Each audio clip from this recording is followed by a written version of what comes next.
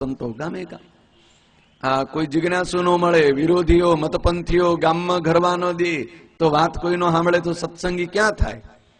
છેવટે મહારાજ કહે છે ઝાડમાં પણ જીવ છે, છેવટે એને વર્તમાન ધરાવજો, એની આગળ કથા વાર્તા કરજો, એને સમજાવજો ભગવાનનું સ્વરૂપ.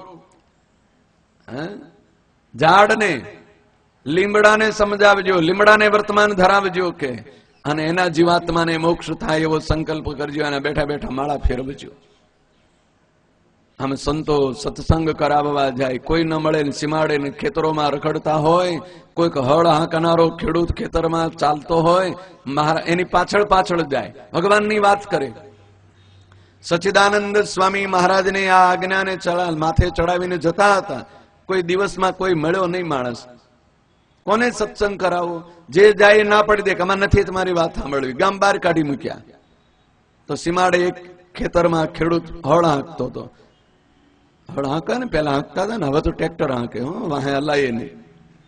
પેલો બળદ જોડીને હળ હાંકતો, લે સચ્ચિદાનંદ સ્વામી પાછળ પાછળ ચાલે અને વાત કરવા માંડ્યા. પેલો ખેડૂત કે મારે ટાઈમ નથી, મારે સમય નથી, જાવ અહીંથી મહારાજ, ગામમાં જઈને ભિક્ષા માગી ખાઓ. સચ્ચિદાનંદ સ્વામી કે છે મારે ભિક્ષા નથી લેવી, પણ મારે તો ઉપદેશ આપવો છે, લેવું નથી કાંઈ. સાંભળ. પેલો કે મારે નથી સાંભળવો ઉપદેશ. અરે કે સાંભળ, કે સાંભળ્યા વગર છૂટકો નથી. પેલો હળ હાંકતો જાય અને સચ્ચિદાનંદ સ્વામી પાછળ ચાલતા ચાલતા કહે કે આ મનુષ્ય જન્મ, આવો દુર્લભ મનુષ્ય જન્મ મળ્યો છે, એને વિષય ભોગમાં અને જગતની વાસનામાં વેડફી ન ખાય, થોડુંક ભગવાનનું ભજન કરે તો એને મોક્ષની પ્રાપ્તિ થાય. આમ બોલતા જાય ને પેલા ખેડૂતને ચડી રી, સમજણ પડે નહીં ને, એટલે રી ચડે. હો, અહીંયા ઘણા રી ચડતી હોય કે હું બોલ બોલ કરે, કારણ કે આવી વસ્તુ છે. રી ચડી, હાથમાં પરોણો હતો, પેલા બળદ હાંકવાનો પરોણો લઈને વાહે પડ્યો. સચ્ચિદાનંદ સ્વામીના બરડામાં બે ત્રણ મારી દીધા. સચ્ચિદાનંદ સ્વામી કે વાંધો નહીં, ધૂળ ખરી ગઈ, પણ મારી વાત સાંભળ. કે પેલો પરોણો માર્યો છે તોય પાછળ પાછળ ચાલતા જાય અને કે અરે ભલા માણા, તે આખી જિંદગી આ બાયડી છોકરા માટે વૈતરું કર્યું. કોના માટે કર્યું? આ બાયડી છોકરા માટે વૈતરું કર્યું. અને આ ખેતી કામ કરી કરીને કાનમાં શેર એક તો ધૂળ ઘરી ગઈ, પણ તે કોઈ દિવસ ભગવાનના માટે કઈ કર્યું? કોઈ દિવસ ભગવાનને વંદન કર્યા? કોઈ દિવસ ભગવાનના દર્શન કર્યા? કોઈ દિવસ ભગવાનને દીવો કર્યો? એટલું તો વિચાર કર કે જ્યારે તારો આ દેહ છૂટી જશે, ત્યારે શરીરની બહાર નીકળીશ, ત્યારે એ જેના માટે તે આખી જિંદગી લોહીનું પાણી કરી નાખ્યું છે, એ જ તારા બાયડીને છોકરા ભેળા થઈને છાજિયા લઈ અને શમશાને મૂકીને બાળી મૂકશે. પછી તને ઘરમાં નહીં ઘરવા દે. પછી તારું કોણ સગું? ક્યાં જઈશ? જો ભગવાનની ઓળખાણ હશે તો ભગવાન તને સંઘર્ષે અને આશ્રય આપશે. જો ભગવાનનું ભજન નહીં કર્યું હોય તો પેલા યમના દૂતો આવશે ને પકડી જશે. સચ્ચિદાનંદ સ્વામી માર પડ્યો તો આમ પાછળ પાછળ કહેતા જાય, અને પેલો ખેડૂત હળ હાંકતો જાય, ખેડતો જાય, અને સચ્ચિદાનંદ સ્વામીનો તિરસ્કાર કરે. માર માર્યો તો સચ્ચિદાનંદ સ્વામી એના હિતની વાત છોડી નહીં, અને છેવટે ખેડૂતને એમ થયું, સંતની વાણી મોઢામાં કાનમાં પડે ને, શબ્દો પડે એટલે કંઈક તો અસર થાય ને. શ્રુતમ હરતી પાપાની, ભગવાનનું નામ સાંભળે તોય પાપ બળવા માંડે. એટલે પૂર્વ જન્મના કેટલાક પાપો હતા જે ભગવાન સન્મુખ જવા નતા દેતા જીવાત્માને, એ પાપો મળ્યા બળવા. જ્યાં પાપો બળી જાય એટલે તરત એને સાત્વિક બુદ્ધિ સૂજે. જ્યાં સુધી પાપ છે ને ત્યાં સુધી સાત્વિક બુદ્ધિ સૂજતી નથી આ જીવને. પૂર્વજન્મના પાપ હોય, પ્રારબ્ધ સંચિત અને ક્રિયમાણ, આ પાપનો ઢગલો વળગ્યો હોય અને એનું આવરણ હોય, ત્યાં સુધી આ જીવાત્માને ભગવાનના મંદિર સુધી ન જવા દે, ભગવાનની સવારમાં વહેલા ઉઠીને પૂજા ન થવા દે. આળસ આવે એટલે 7 વાગે ઉઠે. ભગવાનના મંદિરમાં જવું હોય તો એને ખેતર યાદ આવે, મંદિરમાં જવું હોય તો દુકાન યાદ આવે, ધંધો યાદ આવે, નોકરી યાદ આવે, ત્યાં પહોંચી જાય. પણ ભગવાનના મંદિરમાં ન આવવા દે. કોણ ન આવવા દે? એના વળગેલા પાપ. જ્યાં એ પાપ બળે એટલે તરત જ રસ્તો ઉઘાડો થાય. અને પાપ ક્યારે બળે? ક્યારેક ભગવાનની વાણી સાંભળે, ભગવાનના ચરિત્રો સાંભળે તો સચ્ચિદાનંદ સ્વામીની વાણી સાંભળતા જ એના હૃદયમાં રહેલા પ્રારબ્ધ સંચિત અને ક્રિયમાણ 3 પ્રકારના કર્મ હતા એ બળ્યા અને સદબુદ્ધિ સૂજી. અને એમ થયું, હૃદયમાં વિચાર થયો કે જુઓ તો ખરા, આ સાધુને કઈ સ્વાર્થ નથી. મેં એને માર્યો તો એ મારા હિતની વાત કહે છે. મારું ભૂંડું થાય એવું તો કઈ કીધું નથી એને. અત્યાર સુધી મારું સારું થાય એવી વાત કહે છે. એટલે પોરણો નાખી દીધો, રાશ મૂકી દીધી, બળદને મૂક્યા છૂટા અને સચ્ચિદાનંદ સ્વામીના પગમાં પડ્યો. અરે મહારાજ, મારું કલ્યાણ થાય એવી વાત કરો. અને સચ્ચિદાનંદ સ્વામીએ વર્તમાન ધરાવીને સત્સંગી કર્યો અને સત્સંગના નિયમો આપ્યા અને એ નિયમો પાલન કરવા મળ્યો. એટલે એને અંત સમયે ભગવાનના ધામની પ્રાપ્તિ થઈ. આવા નિયમોનું પાલન કરાવવાનું આ સચ્ચિદાનંદ સ્વામી દેવાને માર પડે છતાંય જે મહારાજની આજ્ઞા છે એ આજ્ઞાનું કામ કરે, એ જે નિયમ પાલન કરાવવું, નિયમમાં રાખવા, એ મહારાજ કહે છે બીજા કોઈથી થઈ શકે નહીં. પુરુષોત્તમ નારાયણ સિવાય બીજા કોઈનું એવું સામર્થ્ય નથી કે લક્ષાવધિ મનુષ્યોને ધર્મના નિયમમાં રાખવા. અઘરા છે. ધર્મનો નિયમ પાળવો સૌના હિતની વાત છે, પણ પાળવો કોઈને ગમતો નથી. મનગમતું કરવું છે ને હવને. કોનું ગમતું કરવું છે? પરમાત્માનું ગમતું કરવું નથી, પરમેશ્વરનું ગમતું કરવું નથી, પોતાના મનને ગમતું કરવું છે. સ્વતંત્ર રહેવું છે, સ્વચ્છંદ રહેવું છે. ભગવાનની આજ્ઞાનું પાલન કરે તો પરતંત્ર થઈ જાય. કારણ કે ત્યાં સત્ય અને નીતિ હોય, અને સત્ય અને નીતિનું આચરણ આ જગતના જીવને કરવું નથી. એટલે મહારાજ કહે છે કે આ બીજું લક્ષણ છે, લક્ષાવધિ મનુષ્યોને નિયમનમાં રાખવા.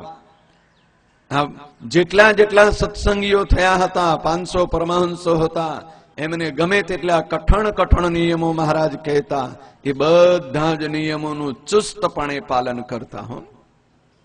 હા, એમાં ક્યારે લલો પોચો ચાલવા નહોતા દેતા. એટલે એવું જેનામાં લક્ષણ હોય, એવું જેનામાં સામર્થ્ય હોય, એને કહેવાય પુરુષોત્તમ નારાયણ. અને અક્ષરાદિક જે મુક્ત, તેને પણ નિયમમાં રાખવાને સમર્થપણું તે પણ બીજામાં ન હોય. અક્ષરાદિક જે મુક્તો, હા, પેલા આવી ગઈ ને વાત. કેટલા મુક્તો છે? અક્ષર મુક્તો, નિરન્ન મુક્તો, આદિ શબ્દથી બીજા બધા જ ધામના જે મુક્તો છે, એ બધા જ મુક્તોને નિયમમાં રાખવાના છે. હવે નિયમમાં રાખવું તો બહુ અઘરું છે. ગમે તેટલી બીક બતાવે ને, સરકારની બીક હોય ત્યારે માંડ નિયમમાં રે. કાયદા કેટલા બધા સરકારે કર્યા, પણ આપણે કોઈ પાળીએ દેશમાં? હે? ખબર બધી હોય કે આમ રોંગ સાઈડમાં જવાય નહીં, તોય રોંગ સાઈડમાં ધબે. હા, અમેરિકામાં જાય ને ઇંગ્લેન્ડમાં જાય ત્યાં કાયદા એવા હોય, ત્યાં કાયદો પાળે ખરા, પણ કેમ પાળે? તરત સરકારની બીક હોય. શેની બીક હોય? કે જ્યાં લાલ લાઈટમાં ગાડી ગઈ એટલે ઘરે સીધો $500 દંડ આવશે. આ બીક હોય. બીક વગર કોઈ દિવસ ક્યાંય કોઈ થતી નથી. ભય હોય, બીક હોય, એટલે નિયમનમાં રહે. એટલે મોટાને બીક કોની હોય? હે? નાનું હોય ને એને મોટાની બીક હોય. ઉંદરડી હોય, ઉંદરડી નાની એવી ઉંદરડી, આમ ખોપારી જેવડી આમથી આમ રખડતી હોય, એને બીક હોય ને બિલાડીની, કે બિલાડી આવશે ને હમણાં કોળીઓ કરી દેશે. ક્યાંક બિલાડી દેખે હંતાઈ જાય. પણ બિલાડીને મોટો ડાઘિયો કૂતરો બહાર આમ ડાસ્યો મારતો હોય એટલે એ પૂંછડી પટપટાવતી ભાગી જાય ક્યાંક. મીંદડી મિયામ થઈને એક બાજુ બેહીને લપાઈને હંતાઈ જાય. એને એની બીક લાગે. અને એ મોટો જબર ડાઘિયો કૂતરો હોય, હે, હા, મોટો જબર કોક વાઘ આવે, વાઘનો જે અવાજ સાંભળે, એનો હુંકારો સાંભળે એટલે ગમે તેવો ડાઘિયો મોટો કૂતરો હોય ક્યાંય હંતાઈ જાય, ભાગી જ જાય. એ વાઘ ગમે તેવો બળવાન હોય, ગમે તેવો શક્તિશાળી હોય, પણ જ્યાં સિંહની ગર્જના સાંભળે એટલે વાઘ તરત બળમાં ઘરી જાય. એમ સૌથી મોટો જે હોય એની સૌને બીક હોય, તો આ અક્ષર મુક્તો એનું સામર્થ્ય કેવું મોટું છે. પગનો અંગૂઠો દબાવે ને કરોડ કરોડ બ્રહ્માંડોને ડોલાવી મૂકે, એને ધ્રુજાવી મૂકે, એવું જેનામાં સામર્થ્ય છે, એવી જેનામાં શક્તિ છે, એને કોઈની બીક હોય? જ્યારે બીક ન હોય તો નિયમ શું કરવા પાડે? એને બીજા કોઈની બીક ન હોય, પણ કોની બીક છે? પુરુષોત્તમ નારાયણની બીક છે. એટલે મહારાજે અહીં એમ લખ્યું કે અક્ષરાદિક મુક્તોને પણ નિયમનમાં રાખે, એવું જેનું સામર્થ્ય હોય એનું નામ કહેવાય પુરુષોત્તમ નારાયણ. એવી રીતે શ્રી પુરુષોત્તમ નારાયણનું અસાધારણ લક્ષણ છે. મહારાજ કહે છે આ 3 પ્રકારનું જેનામાં લક્ષણ હોય એ પુરુષોત્તમ નારાયણ કહેવાય, અને એ અસાધારણ લક્ષણ છે. એટલે અસાધારણ લક્ષણ હોય એને શું કેવી રીતનું કહેવાય? અસાધારણ લક્ષણ કોને કહેવાય? સદાયને માટે જેમાં રહે એનું એ અસાધારણ લક્ષણ. ક્યારેય એમાંથી જુદું ન પડે. જો જુદું પડે તો એ પુરુષોત્તમ નારાયણ ન કહેવાય. એટલે આ 3 વાત તો સદાયને માટે હોય, સર્વદાને માટે હોય. હા, એ સદાય સર્વદા એ 3 લક્ષણ જેમાં હંમેશાને માટે હોય, એની અવ્યાપ્તિ પણ ન હોય અને અતિવ્યાપ્તિ પણ ન હોય, એવું જે પરમાત્માનું સ્વરૂપ એને પુરુષોત્તમ નારાયણ કહેવાય. આમ મહારાજે પુરુષોત્તમ નારાયણનું લક્ષણ કહ્યું, અસાધારણ લક્ષણ કહ્યું, અને પોતાનું સ્વરૂપ ઓળખાયું. સ્વયં પોતે પુરુષોત્તમ નારાયણ છે એવું મહારાજે આડકતરી રીતે, પરોક્ષ રીતે, કેમ કે આવું બધું પ્રત્યક્ષ જોવા કોને મળ્યું છે? આ હજારો ભક્તજનોને મળ્યું છે. એટલે ભગવાન પુરુષોત્તમ નારાયણનું અસાધારણ લક્ષણ કહી અને પોતે જ પુરુષોત્તમ નારાયણ છે એવો પરોક્ષ રીતે મહારાજે નિર્દેશ કર્યો. પછી વળી કુબેરસિંહજીએ બીજું પ્રશ્ન પૂછ્યું.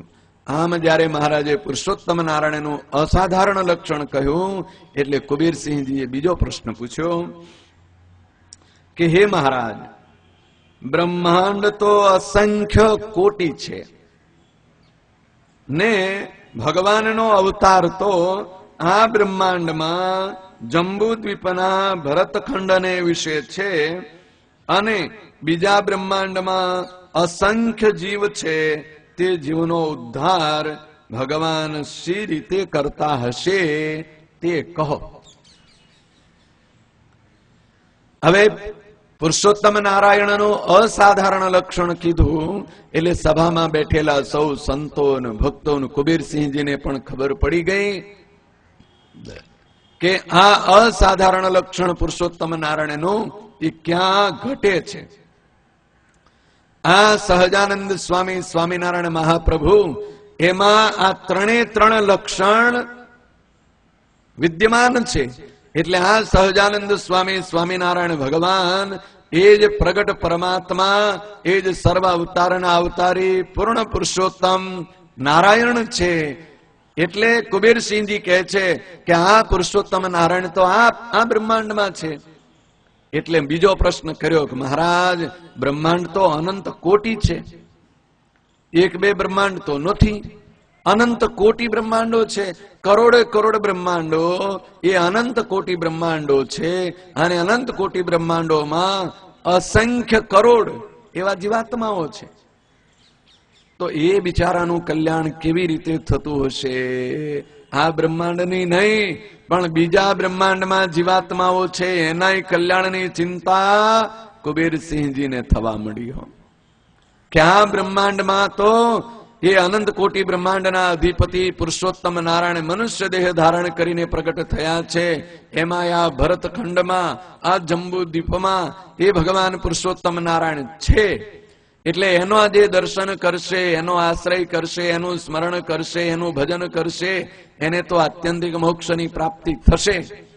પણ બીજા બ્રહ્માંડમાં જે જીવ હશે, તે બીજા બ્રહ્માંડના જે જીવ છે એ જીવોનું ભગવાન કેવી રીતે કલ્યાણ કરતા હશે? કારણ કે ભગવાન તો કેવા છે? પુરુષોત્તમ નારાયણ કેવા છે? સમદ્રષ્ટિ વાળા છે. એમને કોઈ મારો નથી, કોઈ પારકો નથી, કોઈ સારો નથી ને કોઈ નબળો નથી, બધા સરખા છે. સૌનું હિત કરવું છે, અનંત કોટી જીવાત્માઓનું હિત કરવું છે, એક બે નું નહીં. પણ જે પરમાત્માની સામે આવીને ઉભો રહે એનું હિત થાય ને. ગંગાજીનો પ્રવાહ ચાલ્યો જતો હોય, એ ગંગાજીના પ્રવાહને તો સૌને તૃપ્ત કરવા છે, કોઈને તરસો રહેવા દેવો નથી. પણ ગંગાજીના પ્રવાહમાં જઈને જળપાન કરે એની તરસ જાય ને. જળપાન ન કરે તો એમાં ગંગાજીનો શું વાંક? ગંગાજીનું તો અથાગ પાણી છે, કેટલું બધું જળ છે. દુનિયા આખીના બધા જ પ્રાણીઓની તરસ छिपाવે એટલું જળ છે. પશુ પક્ષી મનુષ્યો બધાની તરસ छिपી જાય હો, જો ગંગાજીનું જળપાન કરે તો. પણ ગંગાજીના જળપાન કરવા કોઈ પહોંચે તો એની તરસ જાય ને, અને અવળી દિશામાં ભાગતો હોય તો.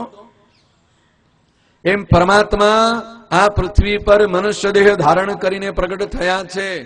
જીવ માત્રનું આત્યંતિક કલ્યાણ થાય એટલા માટે તો મનુષ્ય દેહ ધારણ કર્યો છે.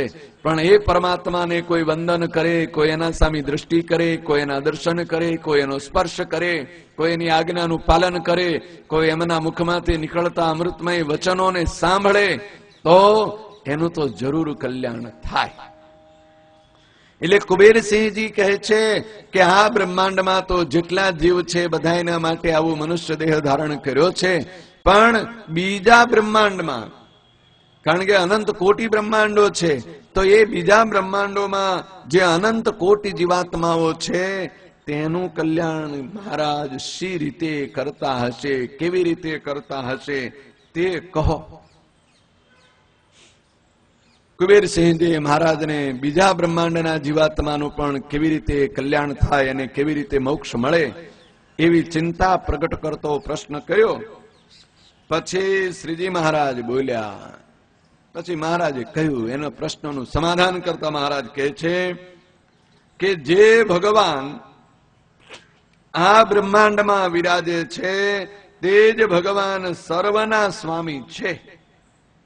પેલો એ નિર્ણય કરી રાખો કે આ બ્રહ્માંડમાં જે ભગવાન બિરાજમાન છે, એટલે હાલ તમને જે દર્શન થાય છે, જેની વાણી સાંભળો છો, જેને દંડવત પ્રણામ કરો છો, જેની ભક્તિ કરો છો, જેની ઉપાસના કરો છો, એવા એ જે ભગવાન પુરુષોત્તમ નારાયણ એ સર્વ બ્રહ્માંડોમાં, અનંત કોટી બ્રહ્માંડોમાં જેટલા પણ જીવ છે એ બધાયના સ્વામી છે. કોણ છે? કે આ બ્રહ્માંડમાં જે ભગવાન પુરુષોત્તમ નારાયણ છે એ જ પુરુષોત્તમ નારાયણ અનંત કોટી બ્રહ્માંડોમાં જે જીવ છે એના પણ સ્વામી છે. બીજા બ્રહ્માંડના જીવાત્માનો બીજો સ્વામી નથી. એ બધાયનો નિયમન કરનારા એના સ્વામી ને માલિક કોણ છે? કે આ બ્રહ્માંડમાં જે ભગવાન પુરુષોત્તમ નારાયણ છે તે જ છે. અને અનંત કોટી બ્રહ્માંડને વિશે અસંખ્ય જીવના કલ્યાણને અર્થે બ્રહ્માંડ પ્રત્યે તે જ ભગવાન પોતે દેહ ધારણ કરે છે. હવે આ જે બ્રહ્માંડમાં ભગવાન છે, આ અનંત કોટી બ્રહ્માંડના અધિપતિ, સર્વ અવતારના અવતારી એવા જે પૂર્ણ પુરુષોત્તમ નારાયણ પરમાત્મા, તમને જેના દર્શન થાય છે એ જ પરમાત્મા દરેકે દરેક બ્રહ્માંડમાં જેટલા જેટલા બ્રહ્માંડો છે, અસંખ્ય કોટી બ્રહ્માંડો છે, અસંખ્ય કરોડ બ્રહ્માંડો છે, એ અસંખ્ય કરોડ બ્રહ્માંડોમાં આજ ભગવાન જીવના કલ્યાણને માટે દેહ ધારણ કરે છે. બીજા કોઈ દેહ ધારણ કરી અને તેનું કલ્યાણ કરવા જતા નથી. પણ જેવા આ બ્રહ્માંડમાં છે એવા ને એવા બીજા બ્રહ્માંડમાં છે, એવા ને એવા ત્રીજા બ્રહ્માંડમાં છે. એમ અસંખ્ય કોટી બ્રહ્માંડોમાં જેમ અહીંયા ઉપાસના પ્રવર્તાવી છે, જેમ અહીંયા સર્વોપરી જ્ઞાન આપ્યું છે, જેમ અહીંયા એકાંતિકી ભક્તિ પ્રવર્તાવી છે, જેમ અહીંયા 500 પરમાંશોને સાથે લઈને આવ્યા છે, એમ દરેકે દરેક બ્રહ્માંડમાં એ જ ભગવાન પુરુષોત્તમ નારાયણ એવા જ સ્વરૂપે દેહ ધારણ કરી અને એવું જ જ્ઞાન એ બ્રહ્માંડમાં રહેલા જીવાત્માઓને પણ આપે છે. અને તેને શરણે અસંખ્ય જીવ થાય છે. તેને કરીને અક્ષરધામમાં શ્રી પુરુષોત્તમના ચરણારવિંદને વિશે ઘણા જીવ પામે છે. એ એનો ઉત્તર છે. મહારાજ કહે છે કે જે અનંત કોટી બ્રહ્માંડો છે એ અનંત કોટી બ્રહ્માંડોમાં જેમ આ બ્રહ્માંડમાં ભગવાન પ્રગટ થયા છે એમ બીજા અનંત કોટી બ્રહ્માંડોમાં પણ ભગવાન અવતાર ધારણ કરી અને બ્રહ્માંડ પ્રત્યે જેમ અત્યારે આ બ્રહ્માંડમાં છે તો બીજા બ્રહ્માંડમાં પણ છે, ત્રીજામાં છે, અને કરોડે કરોડ બ્રહ્માંડોમાં એ ભગવાન પુરુષોત્તમ નારાયણનું સ્વરૂપ બિરાજમાન છે. અને એ બ્રહ્માંડ પ્રત્યે રહેલા જે જીવ, તે જીવને અસંખ્ય જીવો એ પરમાત્માના શરણે થાય છે અને પરમાત્માનો આશ્રય કરે છે, તેની ઉપાસના કરે છે અને એ પરમાત્માના વચનો, એની આજ્ઞાઓ, એનું પાલન કરે છે. અને એ પુરુષોત્તમ નારાયણના ચરણારવિંદને ઘણા જીવ પામે છે. તેને કરી અને એ પુરુષોત્તમ નારાયણનું જે અક્ષરધામ, એ અક્ષરધામમાં અનંત એવા અક્ષર મુક્તો બની અને એ અક્ષરધામમાં આવી અને ભગવાન પુરુષોત્તમ નારાયણની સેવામાં હાજર રહે છે. એ જ એનો ઉત્તર છે. મહારાજ કહે છે એ જ એનો ઉત્તર છે કે બીજા બ્રહ્માંડો, અનંત કોટી બ્રહ્માંડો છે. એ અનંત કોટી બ્રહ્માંડોમાં પણ જેમ ભગવાન આ બ્રહ્માંડમાં અવતાર ધારણ કરે છે એવી જ રીતે બીજા બ્રહ્માંડમાં પણ અવતાર ધારણ કરે છે. અને ત્યાં પણ એવો જ ઉપદેશ આપે છે. ત્યાં એવી જ ભગવદ્ ગીતાનો ઉપદેશ આપે છે, એવી જ શિક્ષાપત્રીનો ઉપદેશ આપે છે, એવા જ મહામંદિરોનું નિર્માણ કરે છે અને એવા જ ધર્મવંશી આચાર્યોની સ્થાપના પણ બીજા બ્રહ્માંડમાં પણ થાય છે. જેવું આ બ્રહ્માંડમાં છે તેવું ને તેવું બીજા બ્રહ્માંડમાં પણ છે. આમ મહારાજે કુબેરસિંહજીનો જે પ્રશ્ન હતો એ પ્રશ્નનો ઉત્તર કર્યો.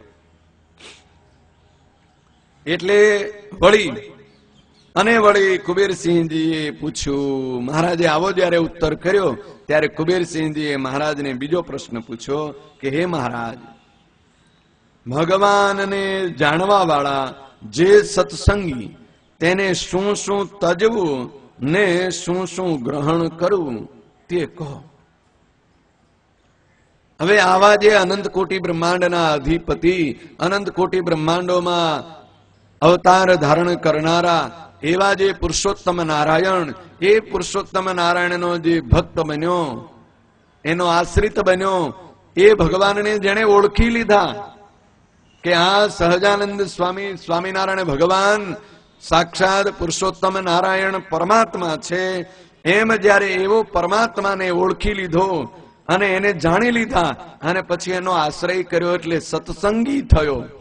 તો એવો જે સત્સંગી, એ સત્સંગીને છોડવું શું પડે અને ગ્રહણ શું કરવું પડે, શું શું તજવું અને શું શું ગ્રહણ કરવું.